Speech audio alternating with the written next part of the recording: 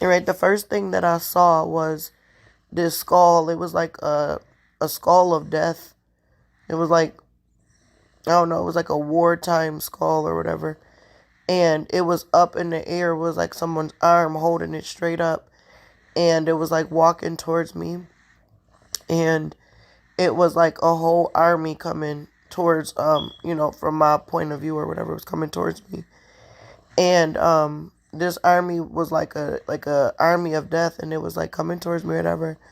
But then the vision started moving quickly, and all of the soldiers turned into these little like darkness ghouls. I don't even know what to call them. Like, imagine like a million mini ghosts that are like dark, just all black in darkness. And they started moving really quickly towards me, and they were moving in a consuming fashion, like where they came upon the side I was at, and they was like consuming, like. And then some hands started coming from my side, and these hands were like, it was like a army of worth of hands. It was like army worth of just hands, and they were bright white, they were glowing white.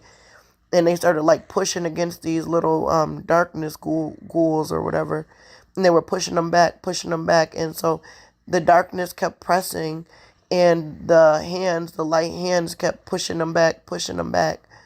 And the revelation, excuse me, the revelation that the Lord gave me about that was that this is the war that we're in, not necessarily just against darkness as we know it, but the darkness that is trying to consume individuals, which is why, what do I mean by that? Like, when I say the darkness is trying to consume individuals, if there is an individual, let's say, that is struggling with murder, and I'm going to say murder because the Lord is showing me this is not the little things that we typically think of, not that one sin is bigger than the other, but let's say there's someone literally like struggling with the idea of murder and killing people and that kind of darkness, right? When the darkness takes over, you do those things, right? Those things which, when the light comes on, you're ashamed. And so the devil brings darkness on these individuals, consumes them with darkness. They're taken over by the darkness and given into the darkness and doing terrible, terrible, despicable things, unthinkable things. They're saying despicable things, saying unthinkable things. And then the reason that the Lord is pressing us to be kind, to turn the other cheek, to stick around, to show love, is because that's those hands of light. Those individuals are struggling to come out of the darkness. And then they're really struggling because they don't want the deeds that was done in the dark to be exposed, right? And so the enemy keeping them captive there.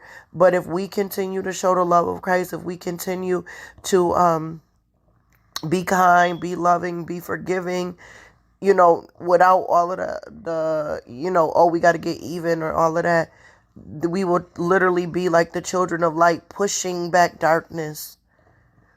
And that's what the Lord wants us to know. The people that in your life right now are giving you the hardest time, they are fighting a fight against darkness that you probably don't understand.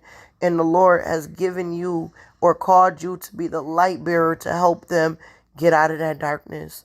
And so be obedient to what the Lord is saying. Do what He's telling you to do. Be the light.